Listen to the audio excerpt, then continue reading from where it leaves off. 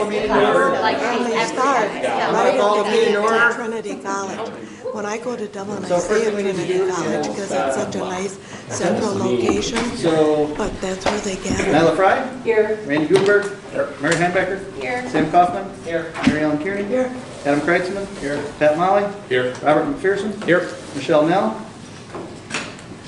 Maria Pat, Hannah Russell, Here. Ellen Schaff, Ashley, Jeff Toombs. You want to try it? It got it. I was gonna have it wrong, I'm pretty sure. Lighter? That's right. Okay. Jeff, did I see Jeff? I did see Jeff. Okay. Susan? Susan just walked in. Karen? Here. I'm here. Okay. I'm here. You got it right. Okay, look at that. He's on the roll. Tom Wilson? It's Will Sohn to you. And I am here. I could give the French version, but I'm not. Okay, Brad Zeman. Okay. All right, good to see everyone. First thing, I've tricked you all. If you grab one of these, if you look halfway down the page, there should be a name there. Ideally, you picked up your own, but I didn't tell anybody that. So there would be no way to actually know that you should have looked. So I've got Mary Ellen Kearney and Mary Heimbecker here, and I think we probably have to do some switching. I am Maria Pratt. All right. Good, Aaron's? All right. There we go. That's Mary. Yeah. All right, Bergeron? Yeah. All right, there is a Bergeron one printed. Oh, there we go. There we go, Marianne. Did somebody pick up Susan's? Well, I didn't know I printed it. Yours was the first one that came off the printer. All right. No one over there. And yeah, I think that is Oh, that was up on the. Ellen Schaff's. Oh, there we go. All right. Okay. That was my fault. So sorry about that lack of instructions, like a bit of an Easter egg hunt. So one other thing, we're going to change the agenda around just a little bit. If you're looking on your agenda, number 3, on purpose for today's sessions, review the results of the community survey. We're going to push that up to the front. I have to leave for a high school concert tonight. It's my son's last orchestra concert. I'm not going to cry.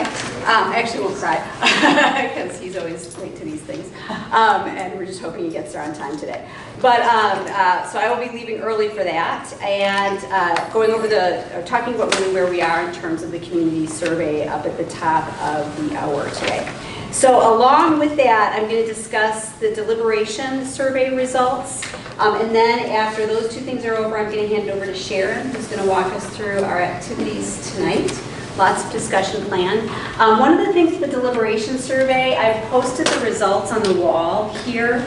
This was a long survey. Thank you all for your patience in taking it and your persistence. This was not a quick 10 to 15 minute item, and given that a lot of this required thought and whatnot, we really appreciate the time and energy you put into it over the course of the last week or so. The other thing you'll notice is that there is this big stack of stapled paper. This is the same thing that's posted on the wall, but in order and stapled together. As you're discussing today, if you want to take a look and reference that, or if it's useful as a resource in some way, it's there for you to use. But in going through the results, does anyone have any comments on the deliberation survey before we get started?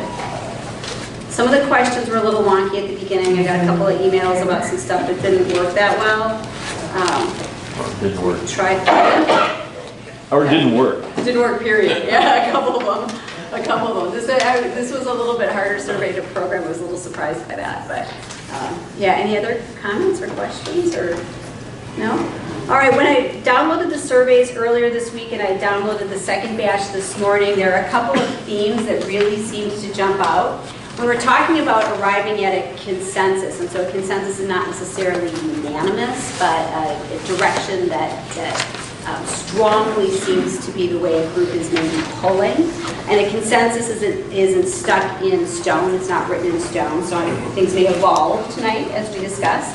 One of the clear consensus items came out that the missing middle housing and housing at 60% of AMI area median income should be a priority. So we affirmed that. We've been talking about that all year for the most part, but that was really affirmed with the results of the survey.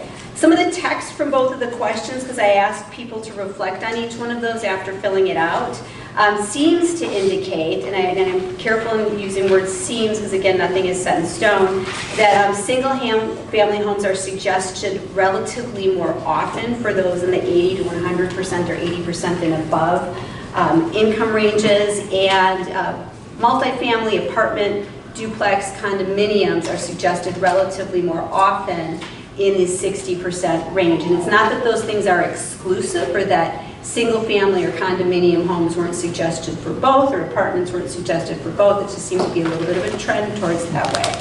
Yeah. When you say condominiums, are you talking about rentals or are you talking about owning a condo? People didn't specify when they wrote it in. Yeah, so either or, I'm guessing. Yeah, it'll be interesting to see what people say when we discuss tonight. I was wondering that myself. Owner condos can be pretty pricey. Yeah, they do. I'm kind of surprised to see how much some of them are selling for. Yeah, lately. So second thing that was really clear is senior housing is also strongly supported, but there isn't a strong consensus whether or not it should be income qualified or market rate. So that's perhaps a point that we'll discuss over the next meeting or two. Third point that came across regarding growth rate, and there's a variability in growth rate. And we asked this in two different ways. We asked just straight out, what do you think the growth rate should be reduced? It should stay the same, it should grow. Really the only three options we have: either growing or not growing something. And when we asked that question, we got one set of answers, maintain, maybe grow a little. When we asked it the second time around, if we required housing for workforce or affordable housing, then what would you think? The trend still for both of those really seem to be to maintain the same growth rate, although that's not by far, if you look at the results, a unanimous choice. Maintain the growth rate and require some development for workforce/affordable housing.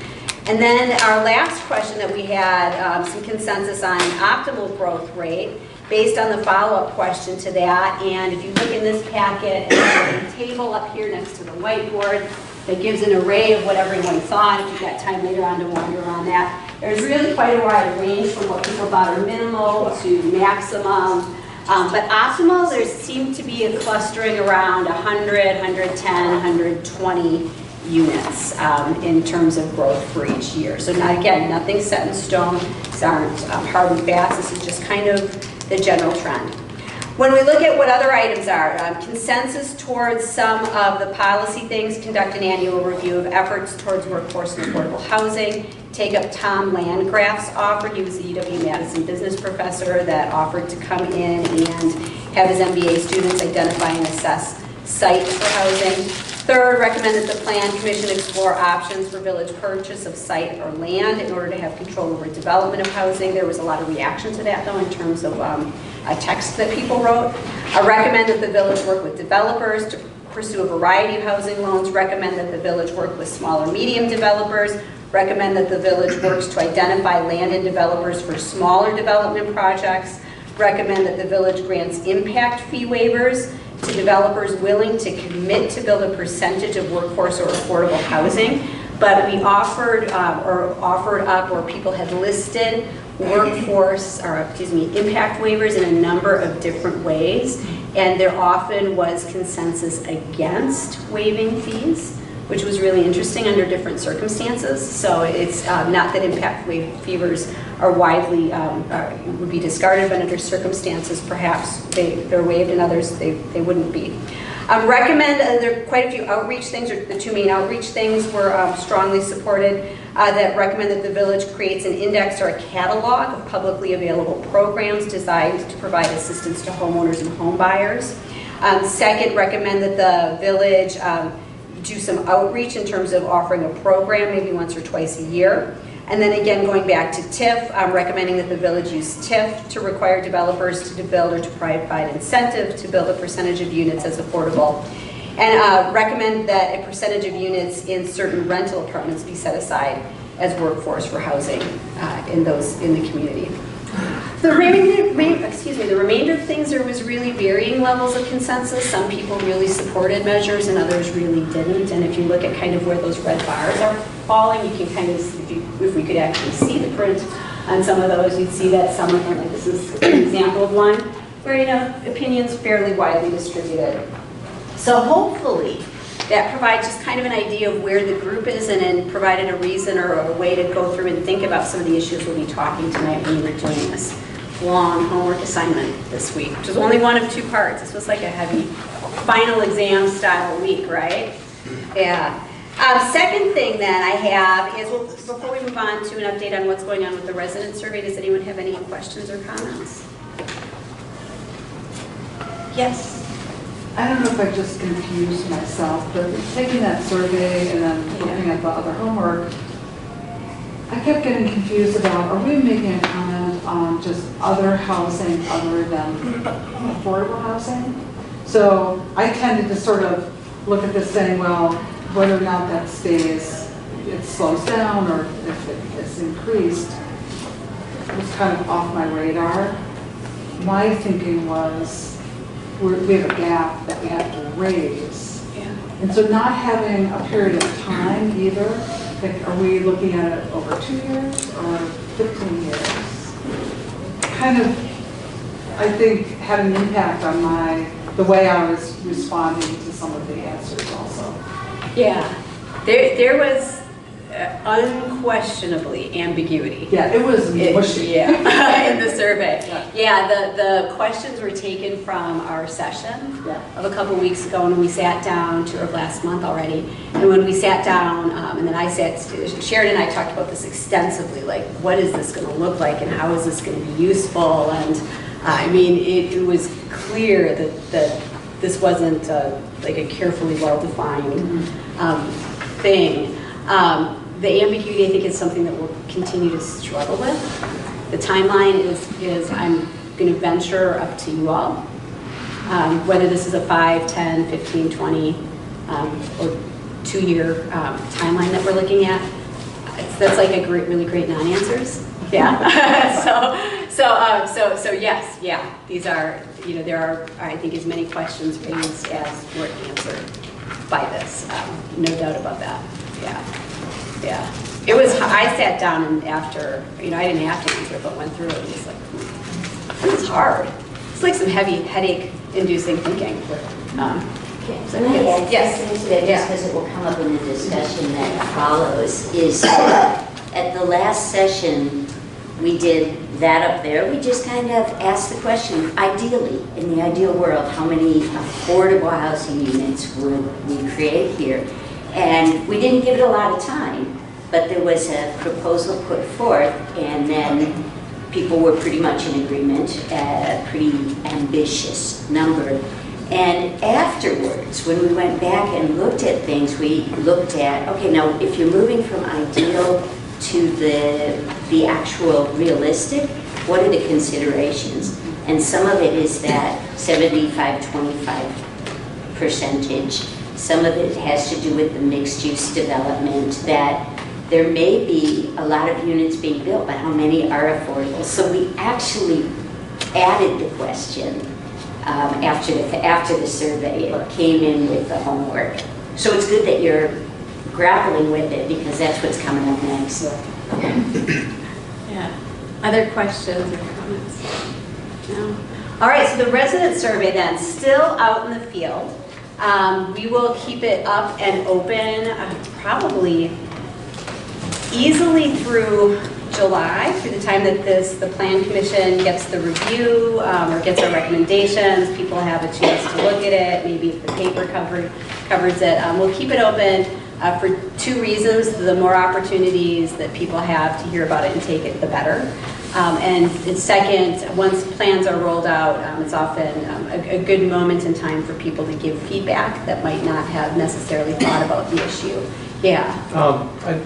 This maybe was answered last week and I missed it at the beginning there, but was there anything done to address the concern about the fact that there was nothing stopping people from taking the survey repeatedly?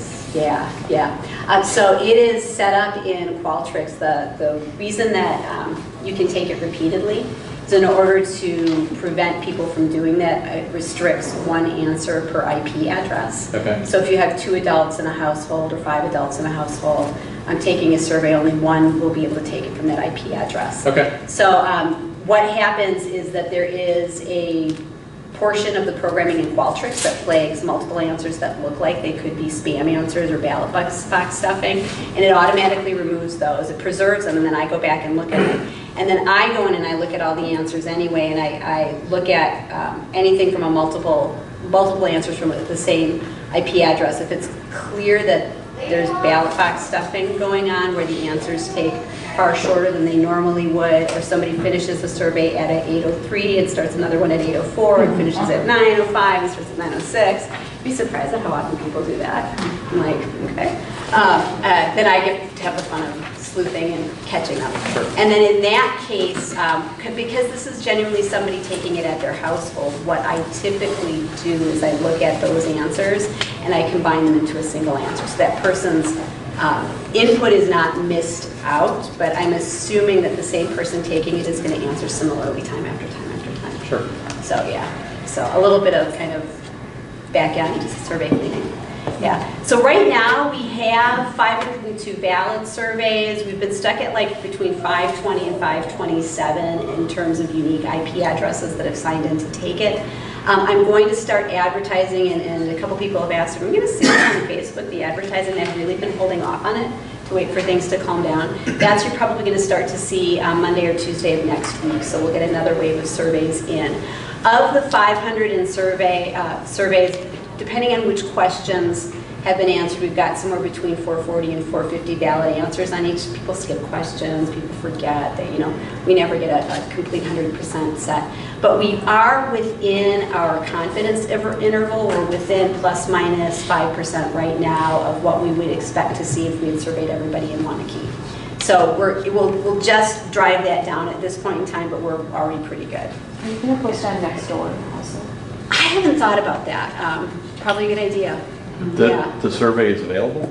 It's available. Yeah, I've seen that, a couple of different next Done on doors. Nextdoor. Oh, But not again, I only saw Okay. it one time, so yeah, I'll go put it back. when it first came up, doing it again. Yeah, Yeah. I'm not that active on Nextdoor, so yeah. Where are you going to advertise? Facebook. Oh. Yeah, and then it'll go Well- run it in the paper again. Yeah, You know, I've been talking to a lot of the senior citizens here. yeah, They don't have Facebook. yes. They don't go online. Yeah. And I talked to Roberta Bauman, and she said she was going to put something in the Tribune. And also, the Senior Center newsletter is encouraging people to do that.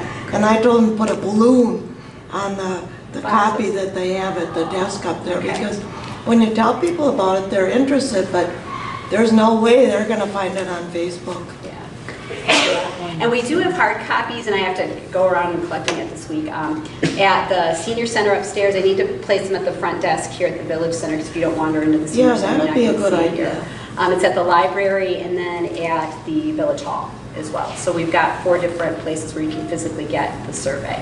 Yeah, Facebook ends up being, and then Roberta will run something again. She did run, this would have been about 3 or 4 weeks ago, a full, it was on page 3 or 4, a full big column on us and in our work. So she'll run that again if we ask her to, so I'll make sure that it gets in the paper for this upcoming week. And yeah, great suggestion. Yeah. The other 2 things, the commuter survey, Randy, I've got to talk to you about sending that out to teachers. That shall go out this week. As well, knock on wood, and you may see that trickle in slowly throughout different employers as I get in contact with them. I mean, I'm not concerned with that going out all at once. We can have that out in the field for a while, and then the youth survey, hopefully we'll get out soon too. So yeah, so there we have it. Lots of opinions being expressed and shared, and I think you'll like the results when it comes in.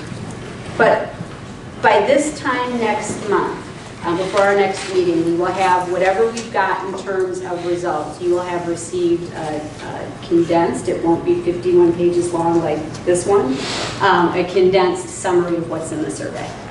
So you'll have an idea and chance to review that before we need to talk about it in terms of recommendations. I think that's it, Sharon. Yeah, unless anyone has questions. Yes? Yeah.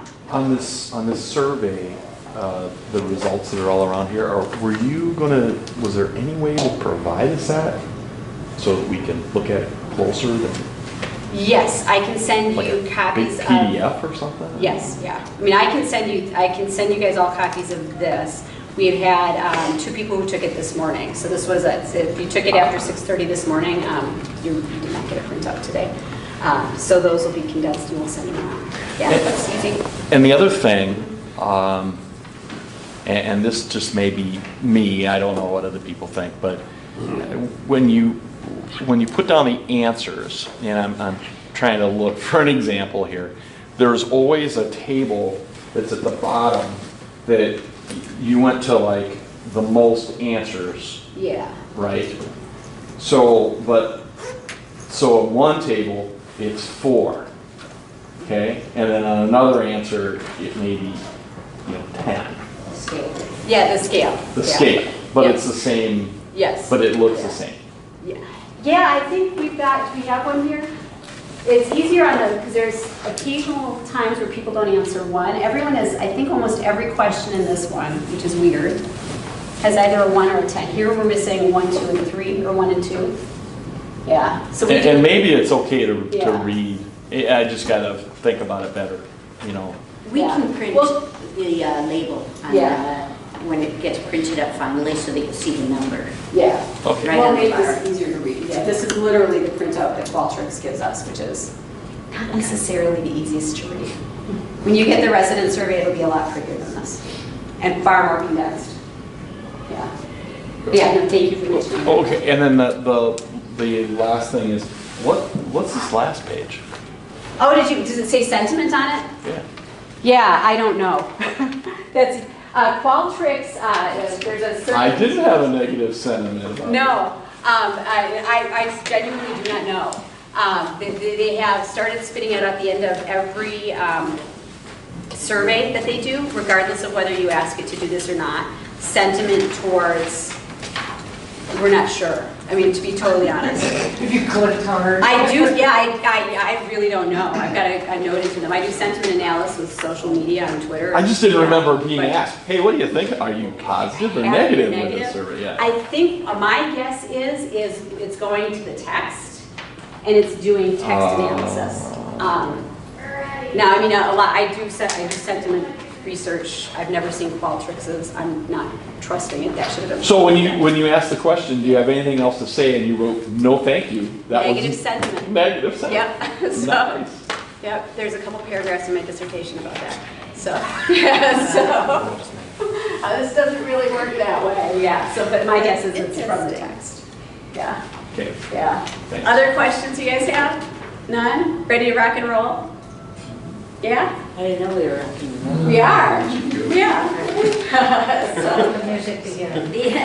This is a new charge that wasn't even warning about. I thought we were going to make some decisions, so that's what we're going to do. All right. We're on part 2. Don't look at this yet. I want to explain what we're going to do because we're doing a different type of decision making. I don't know, some of you might have done this before, but it's called convergent decision making. And the whole idea is to have people who might have different ways of looking at things and different ideas about something come to a mutually accepted decision. And so my role is to guide you through the process of how to do that. And so the background, we came up with these numbers at the last month's meeting. Very ambitious. It's great to see the commitment and the intentionality. And then we were asked a couple questions about some of the things you saw in your pre-work. What about the zoning? What about having multiple income levels in one housing development? What about our caps on how many units can be made? And so now we move from a real optimal choice of, hey, we're gonna hit this problem head on, we're gonna resolve it, to what are the realistic barriers and challenges that might be encountered, and how can we make a recommendation that takes those into account. And hopefully, going through that whole process of the survey and going through the whole process of your pre-work gets your head into that place where you're ready to address these questions. So the first thing is, I hope you have your pre-work. If you've got it, take it out and hang on to that. And so here's what we're going to do. For the process of convergent decision making, we start with identifying what are the important criteria. What's important to you? What are your needs to make this decision? So what might be important to one person might not be the key thing to another, but we all want to agree on these issues. They should be non-controversial. So as we get rolling on that, you'll see what some of those things might be. We're going to list those. Then I'm going to have you separate into 4 small groups. And I'm going to ask you, I'm telling you this in advance so you can think about it. I'm going to ask you to sit with people who you might not agree with. You might not know who those people are, but you probably do know the people you totally agree with, the people you've been talking with for years about this issue. Try not to sit with the people you totally agree with. Try to hear a diversity of opinion. So we're going to have you sit down at the table and take your pre-work, and we have these big sheets, and you're going to talk through what you came up with individually for your pre-work and come up with one group, what I call a proposal. This is what we think, given all of the situations, this is what we think we can do. Given these criteria we've laid out, this is what we think we can do. And you are welcome to suggest anything you want. You could suggest something that's not even in the table, such as we need to develop 100 units of affordable housing for people below 30% of the area mean income. You are free to develop that. You just need to be able to justify it, okay? And meet these criteria. Then we all come back and we evaluate those proposals based on the criteria that the group set forth. So we have something to judge them by, to sense whether this would work or not. And then from there, we go into decision-making mode. What are the elements of each of these proposals that we've gone through that best meet the criteria and that will really work for this community? And so that's coming to a mutually acceptable agreement. And I'll remind you, what we're trying to do is come up with a recommendation to give to the Planning Commission. And so similar to the Middleton report, if you remember seeing the Middleton report and what Kurt Paulson talked about, they gave to their city a set of numbers. This is our recommendation, that we strive within the space of a certain amount of time. For them it was 5 years. We strive to build X number of units, and it was based on the housing gap for them. But you could base it on the criteria that you set forth. Okay, so I'm going to put that right there as a reminder. This is just up here as a reminder. You don't have to go back to it. And I'm going to grab my pens. And we're going to start with what's important in making this decision. What are the criteria?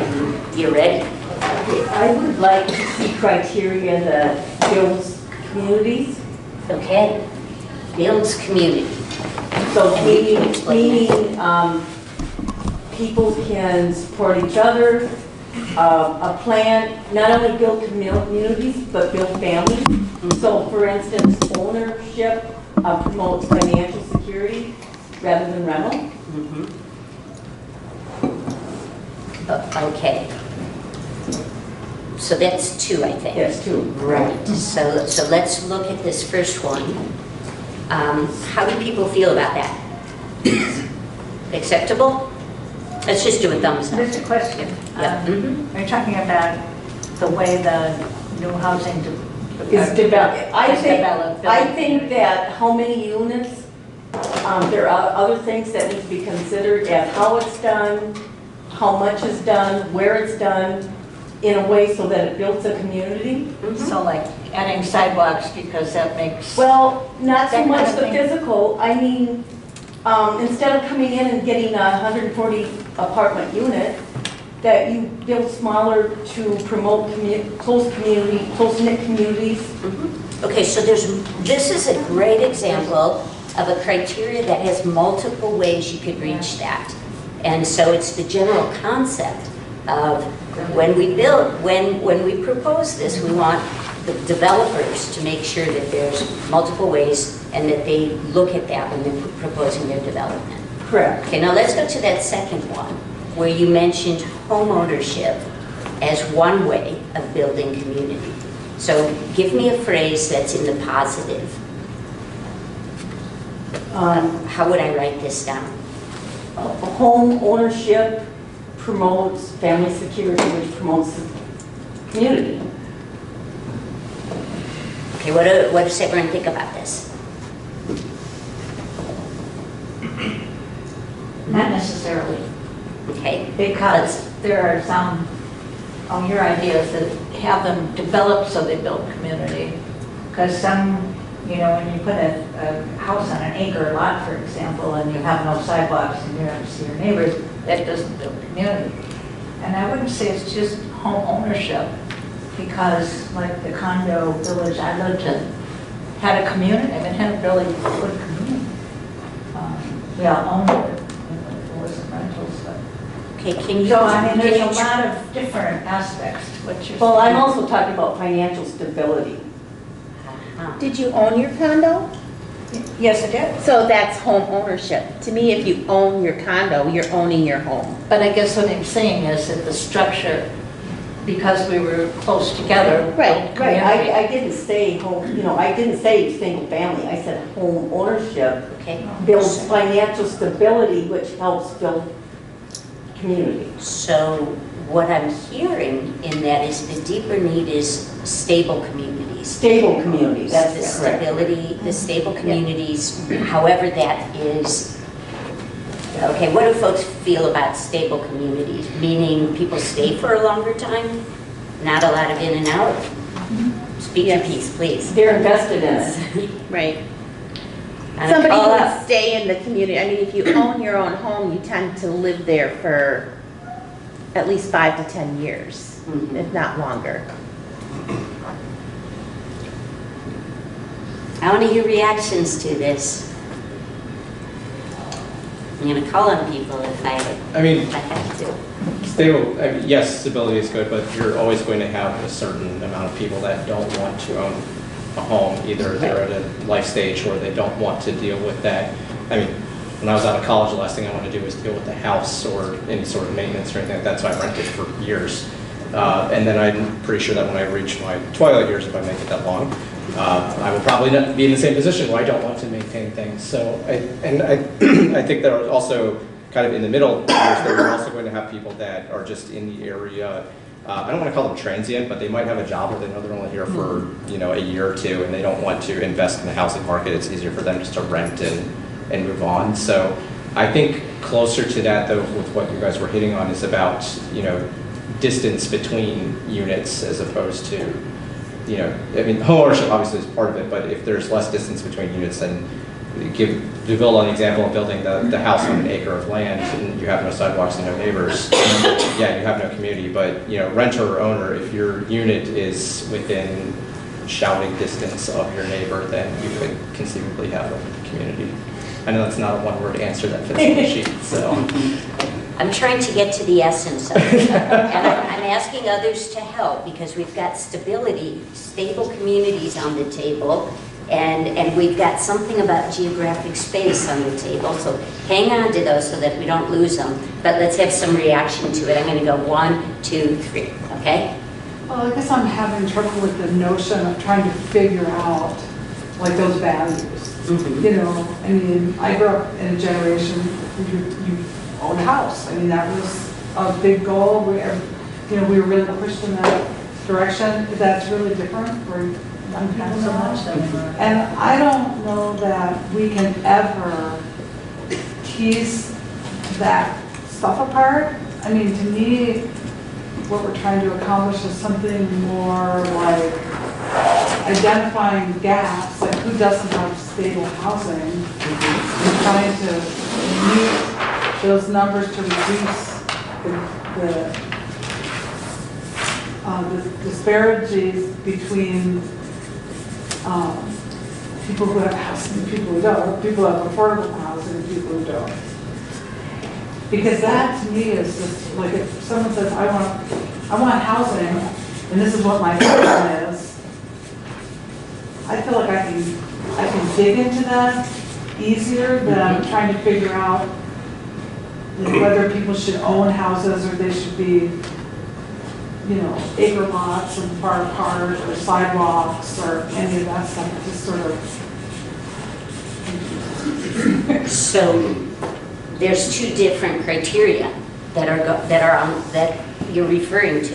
And the one criteria is, how do we keep our community stable?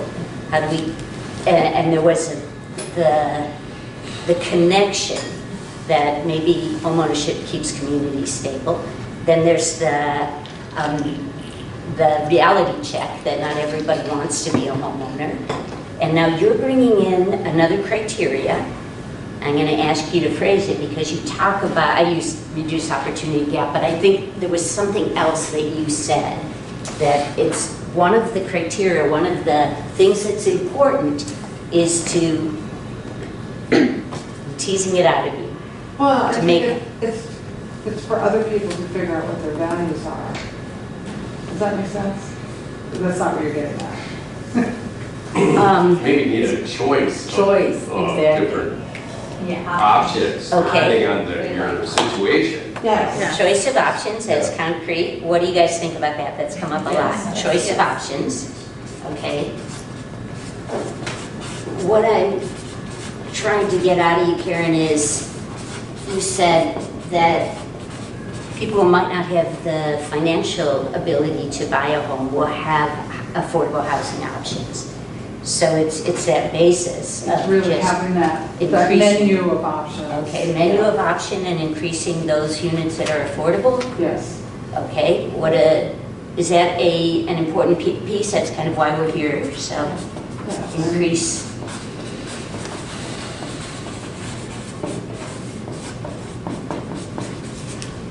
We're really talking about different populations here, and it seems like affordable units. Oftentimes, you can, if you have the down payment, you can buy and pay monthly on your mortgage for less than you can rent. I don't know if you were aware of that, but that was so true in my condo. I'm paying $1,500 a month now, and I was paying $800 a month, including taxes before. So, I mean, sometimes the options, I mean, let's not assume that in the middle, from the low middle to the high middle, the options are there that, you know, you just, you know, kind of in the middle class, you certainly might look at owning a home. Okay, but then would this get to that? That one? Okay. All right, I'm going to try to go back to what I think Nyla and Robert were talking about, which was, what I heard from you, Nyla, was about stability, and what I think I heard Robert talking about was the transient pieces. And I put my school background in looking at kids, and the challenge that I've seen, you always have a degree of kids who move in and out every year, but it's best for kids to stay and have stability. So I'm not sure what the answer is coming out of here, but what you're trying to find from a housing perspective, and I think where we started off was kind of a stable community aspect, was a place that, and options that people want to move to and see a future in, so that they can put down roots. And from my perspective, have kids who can have then a stable place to grow up. So from a community standpoint and building that community, that's kind of where my head went. And so does that include employment? I think obviously, yes. I mean, I think it always does. I mean, whenever you're looking at, usually the reasons that I see, particularly children moving, is because families have their financial situations cause them to go from one place to another. So, I mean, certainly that's a part of it. And in communities where I've lived previously, where we had a lot of turnover, it was mainly driven by employment, seasonal employment, or different opportunities that came. But I think when you're looking at it, and that's what I was kind of keying off of what Nyla was saying, was stability to me is a piece that kind of brings in stability not only for the housing aspect, but then the residual effect of how that affects the people who are here. Correct. I don't know where that fits in. See, that's my word on built community, and I that's forgot it. What I'm hearing here is that the proposal that comes forth should provide options for for individuals to, for a stable place to put down roots. Those Correct. are the words you used. And that, does that get to it now? Yes. Does that, is that an acceptable statement? Stable place to put down roots? Yes. That's one that feels good, okay.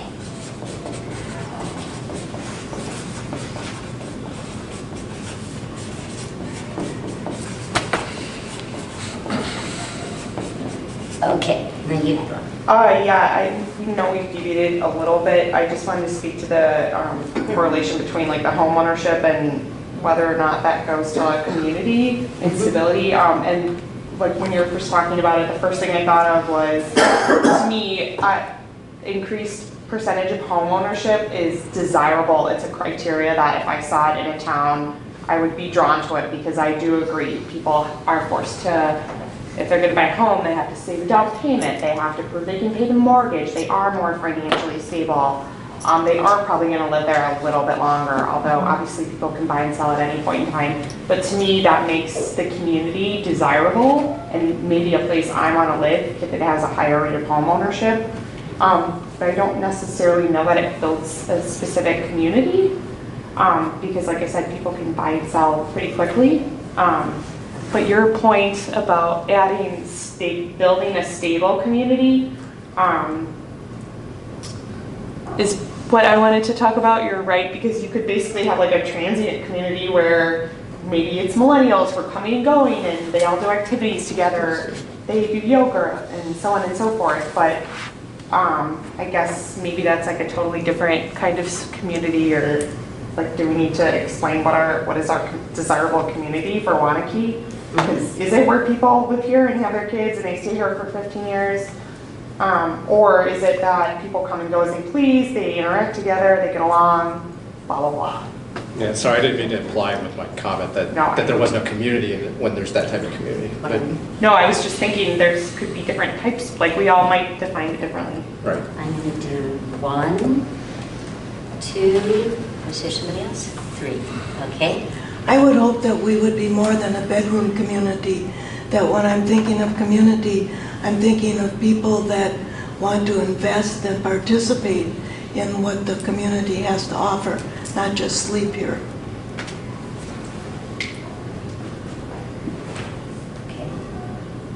Okay, go ahead. Okay, another part of being a stable community is knowing each other and being able to trust your neighbors and have conversations with your neighbors and depend on your neighbors. For instance, I have neighbors who have young children. If they need me to take care of their daughter when they have an unexpected hospital visit, that's what I do for them, and they help us out. And that's part of a community too. And it's important that you have people that know each other, that interact, that you can trust. I don't know how you put that down, but it's important. I just have a caveat to that, and it doesn't have to do necessarily with homeownership, that neighborhood trust can be in different kinds of complexes, apartment complexes or. Correct. I agree with depending on you that the kind of complex like now he lives in, his neighbors look out for him all the time. He's in a wheelchair and they've actually gone out and discussed things with, the guys were pushing snow up against his van, and one of the neighbors went out and said, you've got to move that snow for him. He's in a wheelchair. You can't do this to him. And so that's exactly right. It doesn't have to be a household, it can be an apartment complex where they're looking out for each other. Condo building. And that was, I think, what is circling around in my brain, that whole definition of what is community. It's not just the proximity of one physical living space to another. It's the sense of humanity that we share together in our living conditions.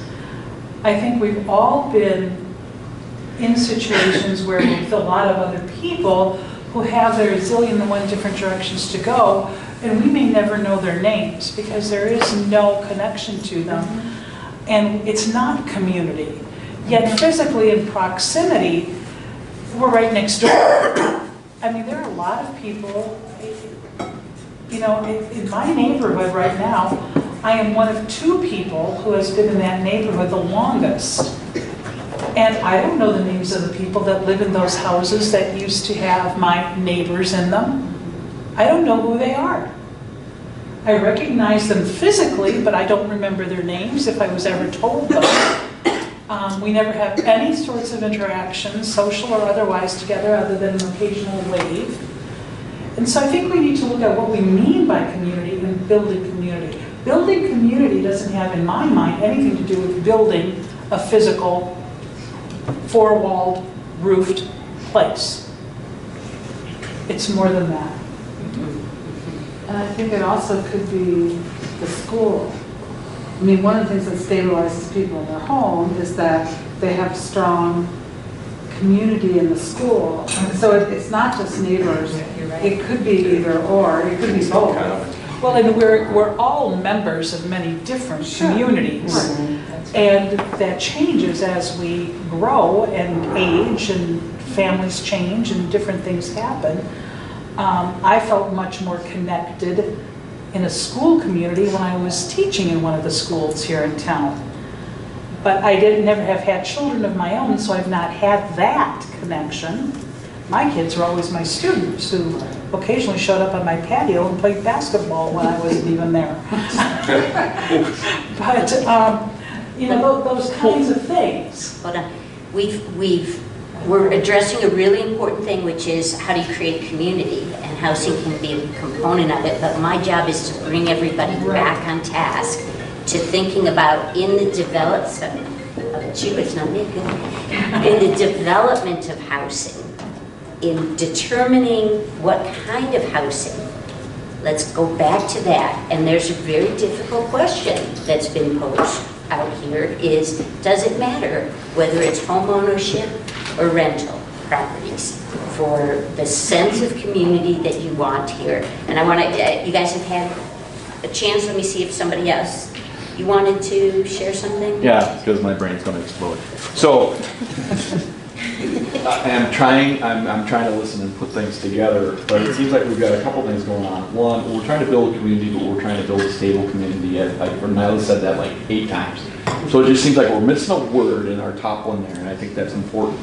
And then part of that we've been talking about, that I'm hearing people say, is these neighborhoods need to be connected both externally and internally. You need to have neighborhoods that where there's really neighbors helping each other.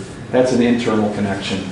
Yet those neighborhoods also need to be externally connected to each other. So it just seems to me that that's just an important part of everything that we've talked about, how we need to connect neighborhoods. And there's an internal. Now, is this okay if I added that word stable and connectivity? Everyone okay with that? Mm-hmm. And you're also talking about the fact that your people are struggling with the idea of home ownership being important, which it is, at least it is to me in communities, but it's also important that we have a full range of housing options that lead and build to all this. So you've got the choice of housing options with an increase of affordable units, but it doesn't mean that one defeats the other, so to speak. Maybe we need something that talks about how there's I don't know what the term would be, but on the rental units, on rental housing, that coming up with the right words is difficult, that it doesn't do anything to harm the community. And I don't know that it would or it could or somewhat diverse. Yeah, we got to have that in there too, because we talked about that in our little group. We got to do something that helps build diversity in the community. Yeah. And I want to hear a suggestion right here. You had something? Well, just the diversity, whether it's rental or owner, occupied. Okay. So does that cover it here? Or, full range of housing. Yeah, you're talking about housing diversity, right? I thought it was. I'm not. Else. I'm with Tom. I'm talking about like People. people People diversity, okay? People diversity. Huge development. Fucking HR department. Oh. So that you have Okay. apartment buildings, build a neighborhood, in other words, and have, middle-class homes,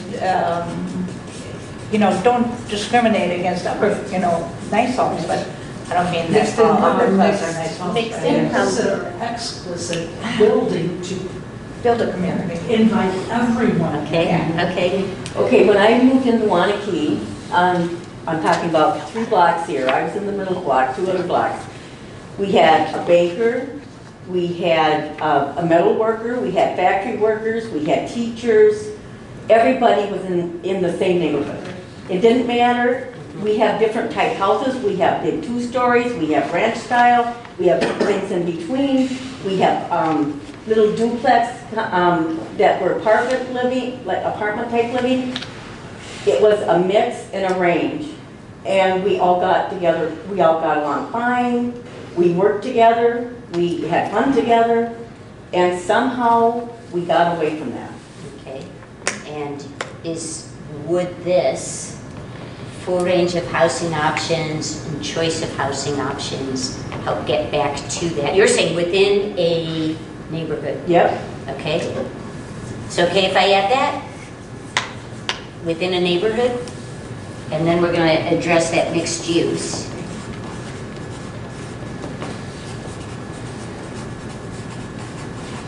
And you're saying mixed use as in retail home? Yeah, I'm saying build a community that allows for diversity, that has some rentals, that has some Okay, home so ownership, that's- maybe some condos, but build a neighborhood. Okay, so we've got that several times over.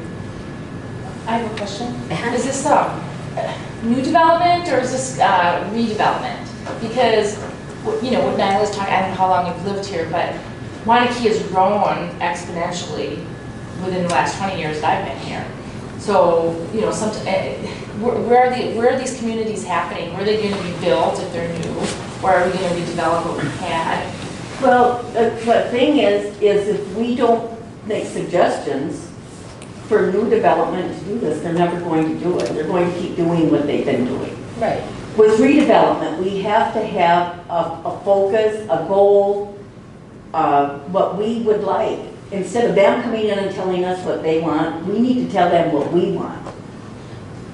What are we telling? Yeah. The developers. But what about where we live now in the neighborhood? Well, that's already done. We can't do anything about that unless they redevelop the neighborhood. Yeah, well, you could have a neighborhood association and see what you could get going there. Yeah. But there is no way you're going to be able to find affordable housing in the community with $400,000, $500,000 houses. So I think that your question is a really good one because there are spaces where you might take an existing structure and redevelop it into something else. And I think what they're saying is these guidelines should be for both. That even in a redevelopment, that Because would we're going to hold. find space, land, Yeah. there's only. So is there a prioritization of redevelopment? Do we want to have that be a criteria? I think it has to be a criteria for both, because there's several areas that are slotted to be developed in town. There's on the north-south parts of town. There's 2 areas that are up for development, and I think that's a good spot to start doing some of these mixed-use developments and stuff, and then also set up criteria for redevelopment. Okay. I think we need to address both, not one or the other. Okay, I'm going to have to call this so that we can get on to the next part. Does anyone have something that they think is really important that isn't up here? We haven't prioritized home ownership over rental in this list. So your proposals you can talk about it at the small table, what's the best mix. All right, I'm going to ask you to self-divide yourself. Equal numbers of people at the table, so that's going to be 4 at every table. And I'll come by with a sheet and with a marker, and somebody at your table should take leadership to make sure everybody's proposal is heard. Anybody want to move? We're supposed to. I give them a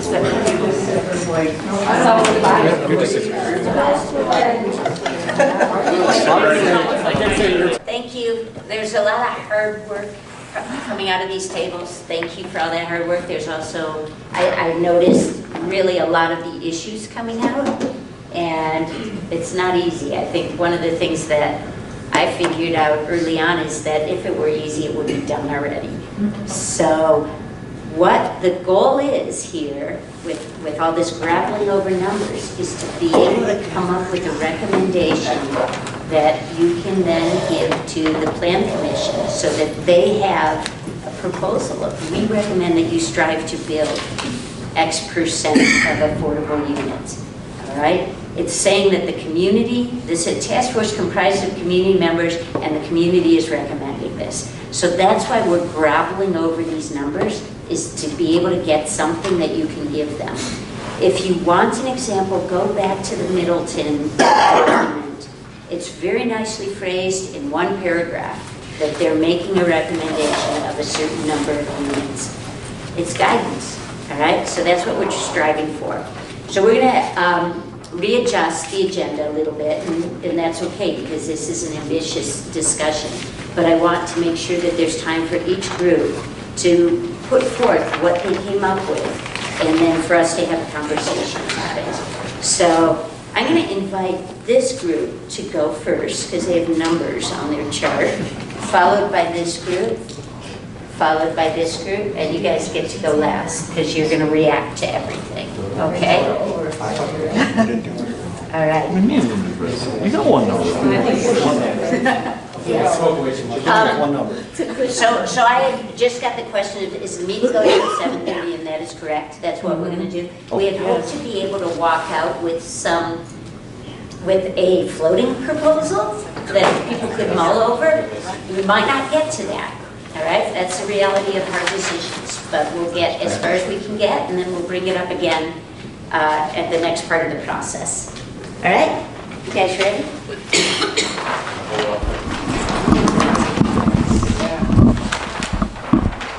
Holy What, nobody else put all their numbers in? Well, no, it looks so nice. Yeah. Oh, yeah, sorry. Split screen and the whole deal. Yes, you do. You got it. It's all right. I can hold it. Just go hold it up. Since we're in a hurry here, Now make it see.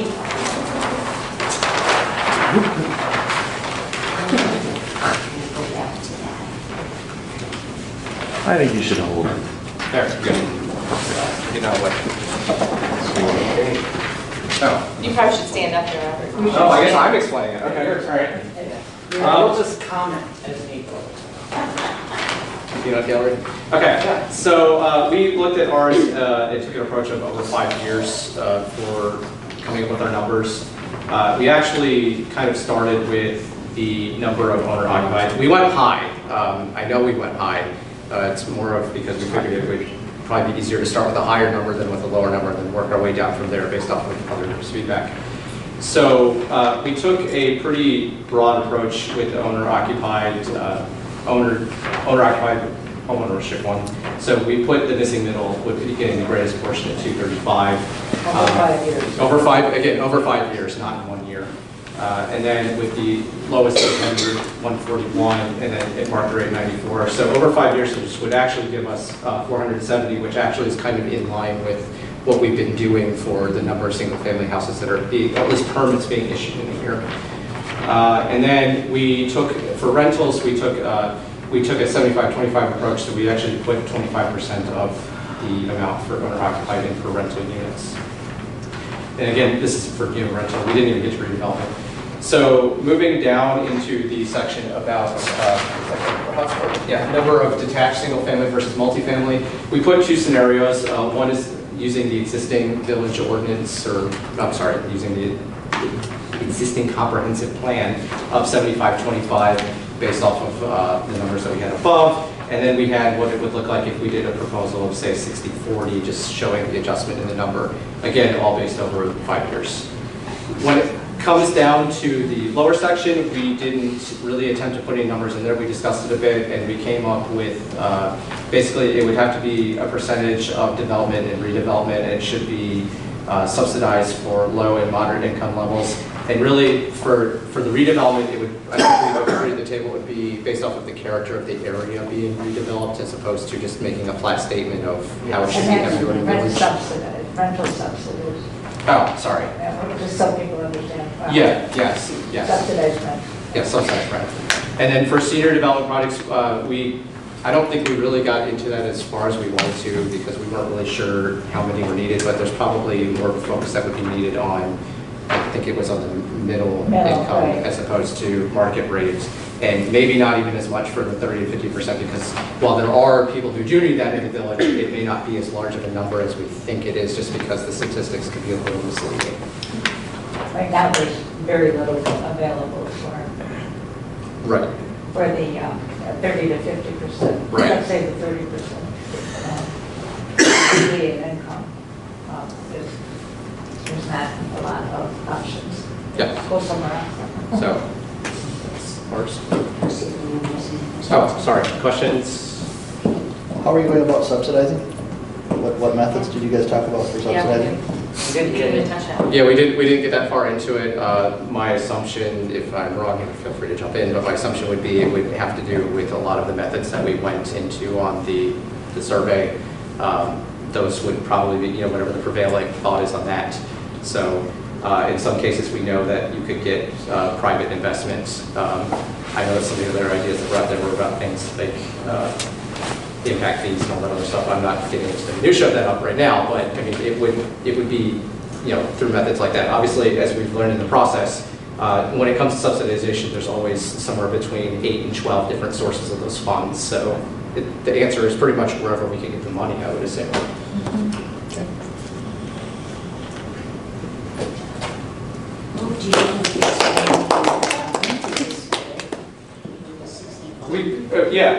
Sorry, I thought I did. Since the question was asked about the split, this would just basically be what we would propose to do if we felt that these numbers were better than what the current comprehensive plan has. So 75, 25, and 75 home ownership and 25 rental. no, that's 75% single family attached or detached versus 25% single family attached. Oh, okay. Nothing to do with rental. Well, I mean, we took the same approach with rental, remember, because we did that as 25. But I don't think the comp plan restricts number of rental units. Correct? It does? It's tied. It's tied to Yes, it the, does. Percent. it's tied to the number of single family, Yeah. Okay, Yes. all right. 20-some percent. I read that 30. Okay. Well, then we still did that way. I mean, we still had it at 75-25, so the There numbers you actually- go. We got it right. In the end, we got it right. We just had to take that. Okay. Bring Who yourself. wants to do this? You want to do it, Dan? Jay's got to help me out. Sure.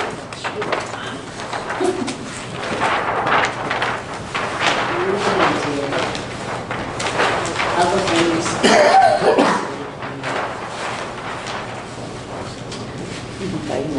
We just got to.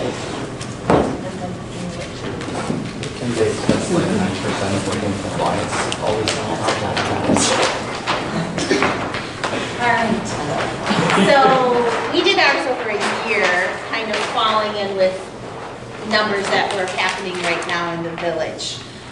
So for smaller buildings, for number of rentals, we would like smaller units though, and 10, 20, 10 to equal 40 units altogether. Number of owner-occupied duplexes, fourplexes, and townhouses, nothing really bigger than that. 30, 40, and 20. And the number of detached single-family units, 35, 50, and 40. That equals what was on the sheet, about 125. And then number of attached multifamily units, and we assume this meant rentals, not owner-occupied. And 10, 15, 10. And then for redevelopment, we were talking smaller buildings, 40 units, 30 units, 20 units. And then for senior housing, we thought we're missing here in Waunakee projects like Attic Angels and Oakwood, campuses where people buy into an apartment and then they move as they age and their needs are met in different sections of it, and they just stay in. I know that in Oakwood, even if they run out of money, once they bought their unit, they stay there. So I have computer customers that live there. And Attic Angels, they have like condos, and then they have assistant, and then they have nursing home. You have to put a good amount of money down to get into those. Right, right. You do, but it's something that, 75,000. right. I can't see. I can't You see can't it. see. What can't you see? Thank you, thank you. Oh, you're looking at these over here? Yeah, and we just did these by percentages. We didn't have a number of units, so we just did a percentage. So, for example, if you build 50 units, 25% should be in the 30 to 50%, 50% should be in the 50 to 80, and 25% should be in the market value rate. So for the footnotes, we again were trying to emphasize that missing middle. You know, just as the idea, that was the same thing that came out of this table. We started with this line right here for the 125 units that is in the ordinance about maximum, so to speak, you know, not including whatever it doesn't include. And then we worked back to the 40 is meant to be about 25, maybe 30% of 125. I don't know. It's close. But that's where we came up with the 40 for the just apartment units that are out there. The owner occupied, we just felt that there could be more of those despite those numbers. And then we had numbers in mind for rental apartments, and what wasn't here because of that number for new ones, we put in redeveloped areas down here. In redeveloped units. Because we were thinking that there are areas that are going to redevelop, and you know, there was already a proposal for the downtown. It was really kind of big, but you know, there could have been a smaller redevelopment area, and that might make sense. You know, one of the places that was mentioned specifically was even maybe over by the business park, an urban area that would be right next to the jobs and right next to downtown, and these would be redevelopment areas where maybe would be more in line with having a higher number of apartment units that could meet the goals that we've been setting. And we always we thought a mix was important. Am I getting it right here? Yes. We thought a mix of everything was important as well, because that's been one of the things that we talked about. Right, you don't want just sections of lower income housing or higher income housing. You want it all mixed up into one unit. And that's what One we're trying to get building. with the senior numbers too, One again. project. You know, more of a missing middle, but still allowing that mix. So it was like it's a mix across the board of incomes or whatever you have when you're a senior, and then up and down in how you're served, you know, Yes. from, it's like in Westshire, for instance, which is in Westport, they have duplex condominiums that are completely independent living places, and they go to the next place that you can move to is an apartment that's completely independent apartment, and then you go to a little more assisted section and there's actually a portion of that building is a Section 8 housing, so it's assisted, and then Sylvan has a center out there, which is a full-blown service area. So, you know, being able to stay in Waunakee, a lot of people are out there, have kids in Waunakee, and they can stay in a home, and then they can move to an apartment, and they get a little more service, and then the kids can take care of them later. So we just couldn't, we were thinking that, you know, maybe one or two of those complexes in Waunakee would be nice. The Manor is just like that too. They have the Manor. There you go. They also have duplexes across the street. Anybody have questions? Of Mary? And again, funding would be what we discussed in the past and however you can get it. Good job. Nice job, Mary.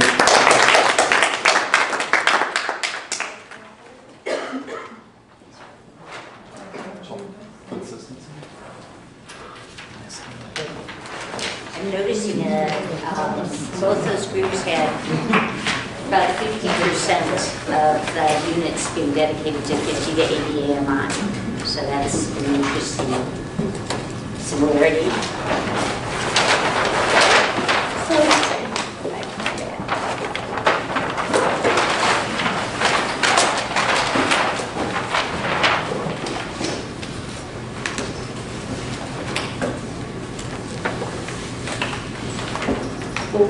invisible numbers. And you have to guess them. We really got stuck on the numbers, and because it just felt like we were just pulling things out, trying to pull things out of the air. And so the kinds of things, and please jump in, that we ended up talking about was reviewing ratios. So we talked a lot about growth, like, you know, what's the difference between a village and a town?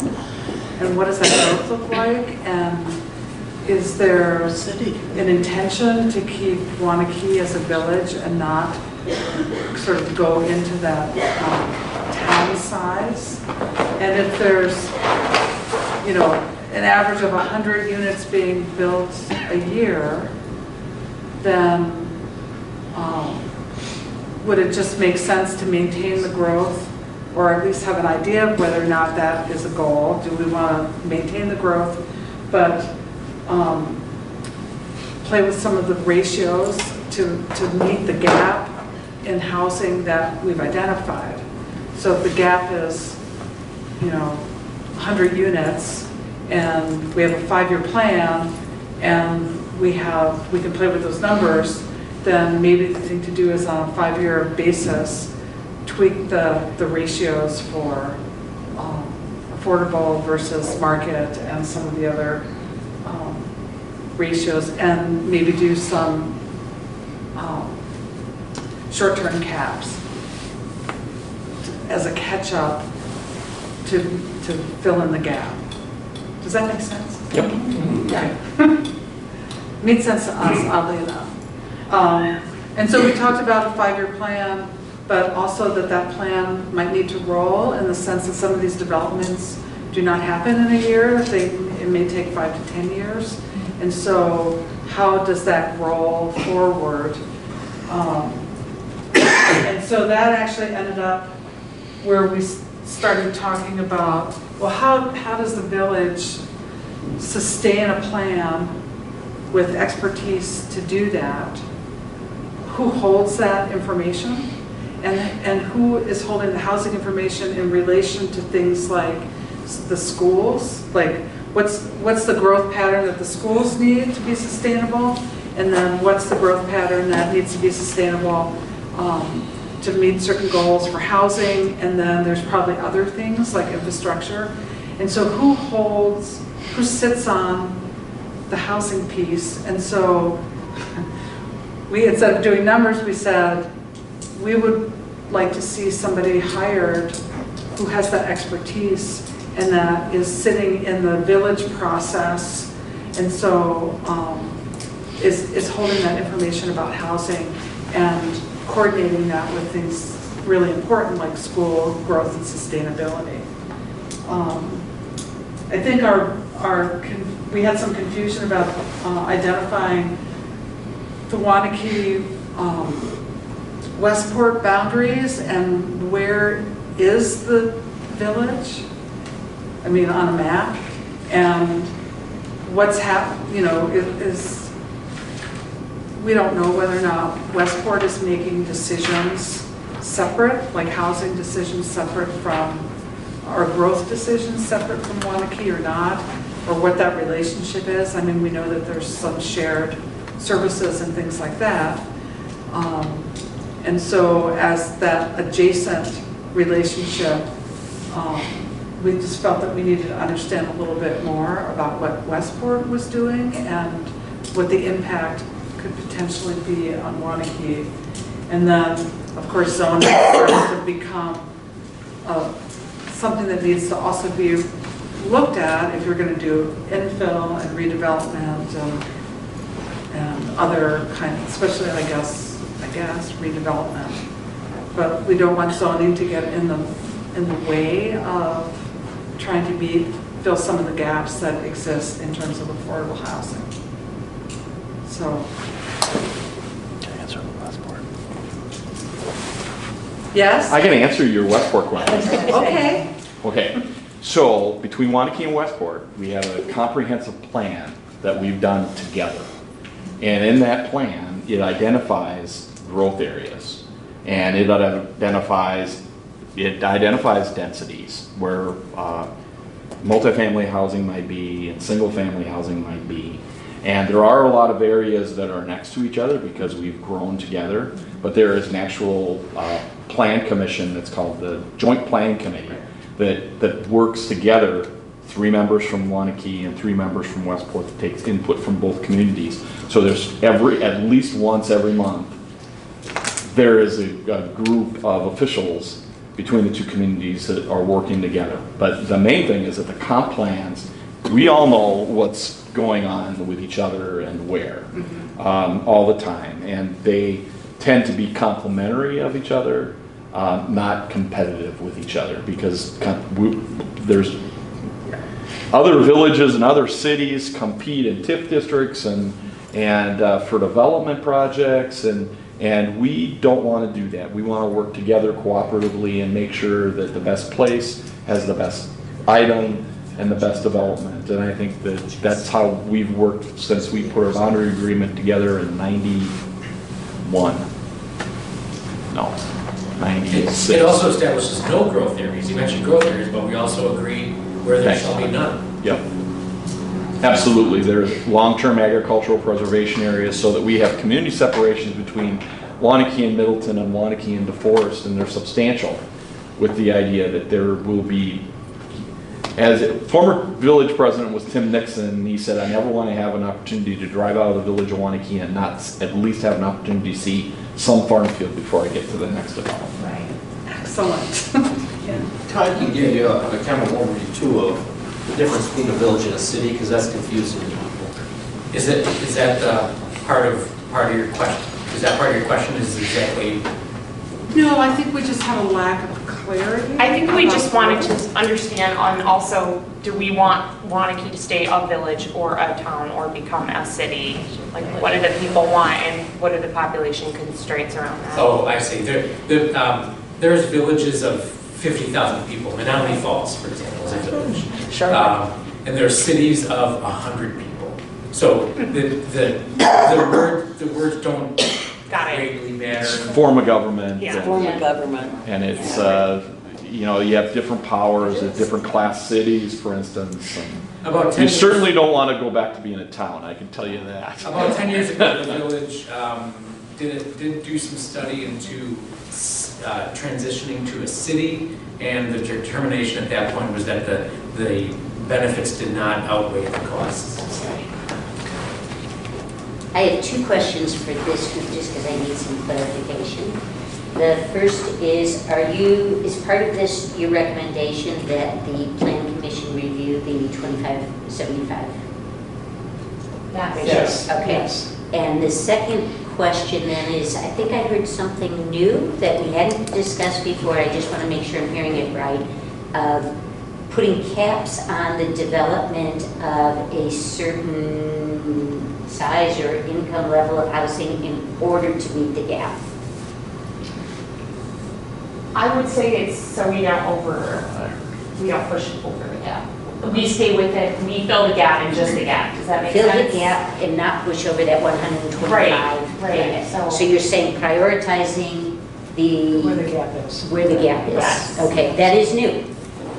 That is new. That hasn't been specified yet. So there's a recommendation that we're going to look I at. think we just had 3 groups that said that. Yeah, you're right. You said you had I think the all, mixed income, it's from all 3 Okay, so you groups. have it's- prioritizing the gap. You've got the floor. Review ratios. When you say review the ratio, what do you mean by that? Because we just went through that process, and I'm just curious, what are you saying? What part of it do you want us to review? I think what we're talking about is how to fill the gap. But the 75.1 is single unit dwellings versus multi, or? It's single family units and detached. Yeah. And those Detached versus, looking at that. So are you saying look at it, maybe we can go to... Yes, at least, 70, at least for a yeah. time, at least for a time. And then the issue of we had to constrain ourselves into a time frame, so we stuck with 5 years. But we thought that as we get into, or 1 year has gone by, we do an assessment, but then we can add another year. year, and that's how we keep a rolling 5 years, so that we kind of have a direction of where we're going. And it would mean an annual review of what's happened, and then continue to roll, and always have like 5 years that we have in our minds as to what we're doing, and then maybe adjust those ratios and whatever caps we end up putting in certain places to fill that gap first. The gap is the priority. And so we certainly don't want to come out of this process with a recommendation to make work for things that were just reviewed. And so I think there's some language, but what I think overall what we're saying is we've identified a gap. And if we have a goal to reduce that gap in 5 years, is it possible to use caps or changes in ratios or some other mechanism to get to the place where the goal is to reduce the gap in a certain period of time? Does that make sense? Mm-hmm. Okay.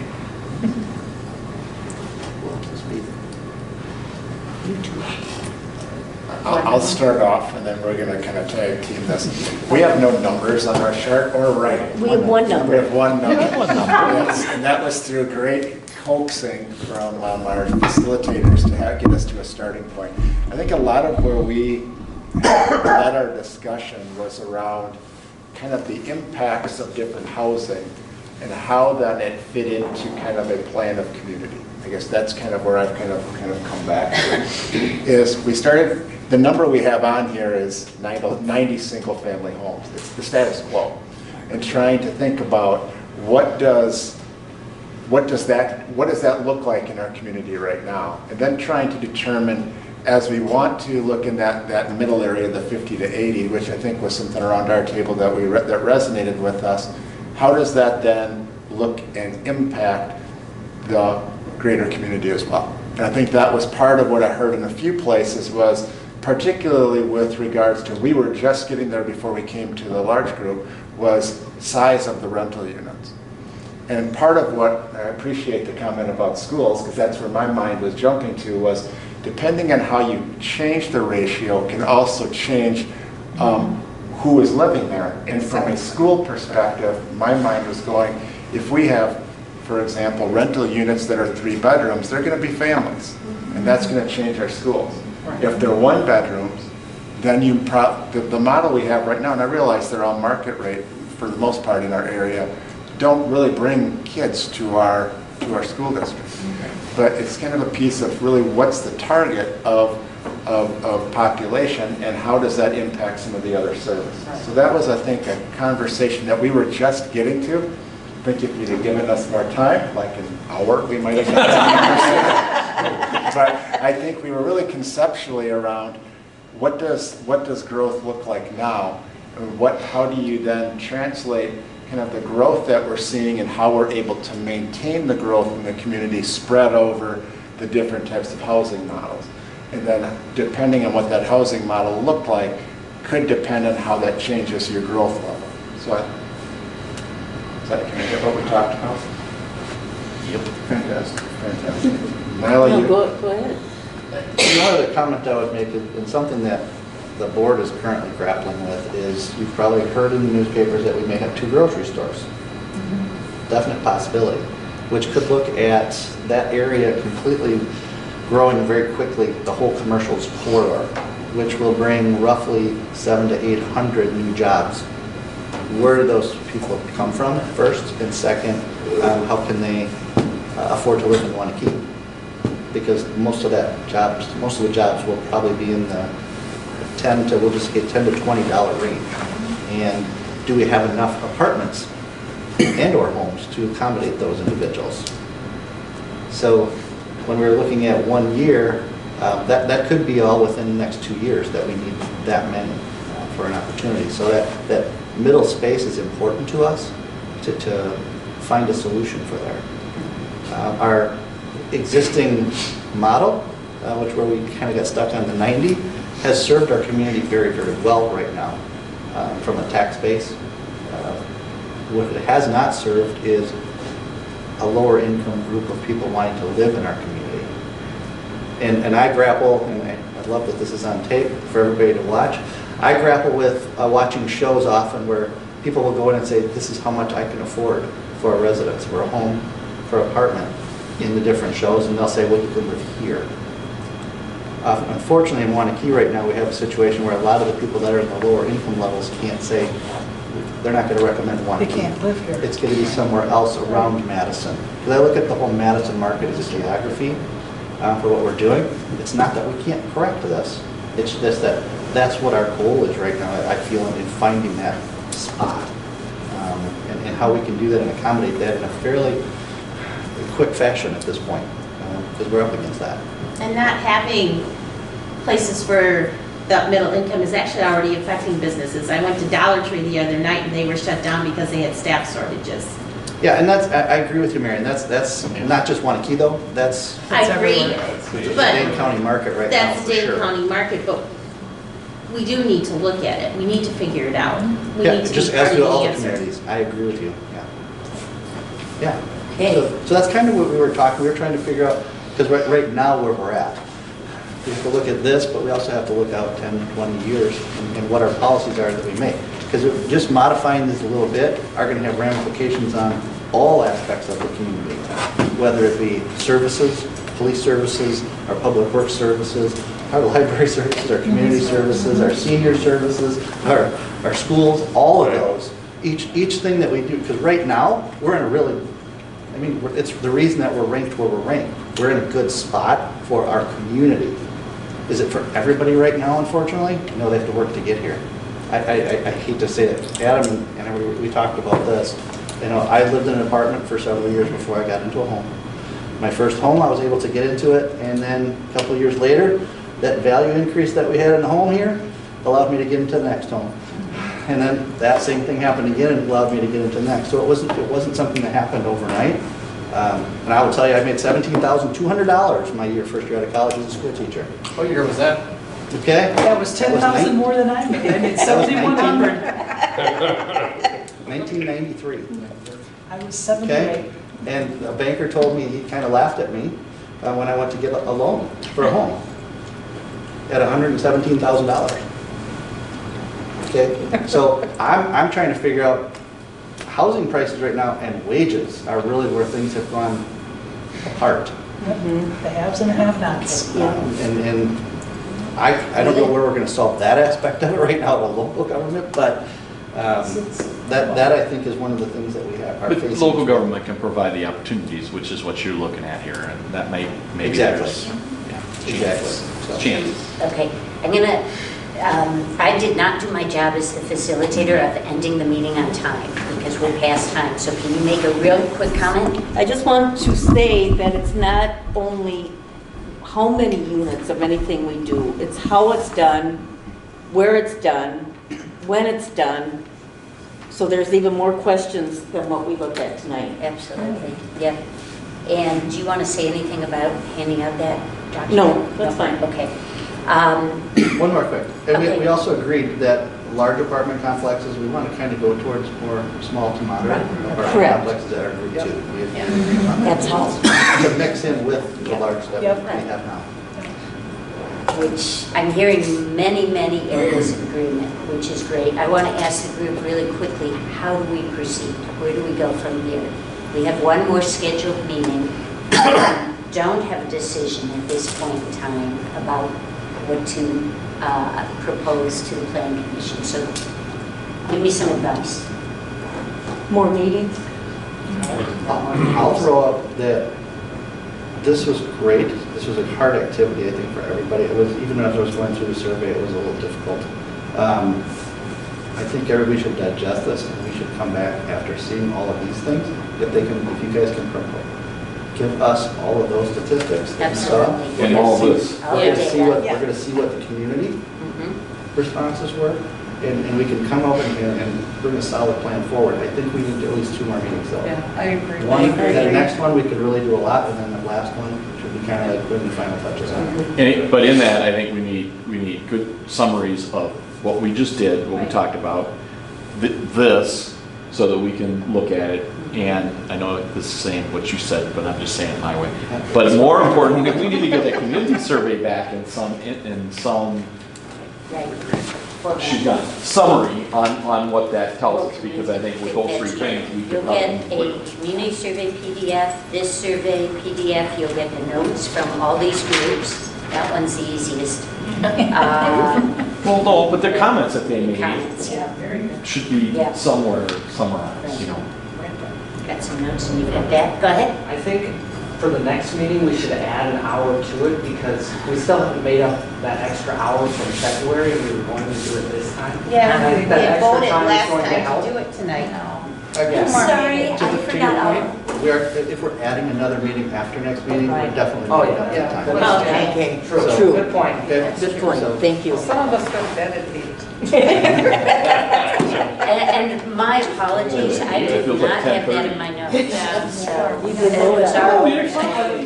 It's all right. Did you see it? Okay. So, Because if we're doing the extra hour, we have to provide You know, food. we're talking. so based on how I said that, and Tom did such a nice job recapping it, of what I said, does everybody sound like that's okay? with Yeah. the procedure? Yeah. Good with that? Okay. Thank you. We need a motion to adjourn. I'll make it. Motion by Adam, second by Nyla. All in favor? Okay. Aye.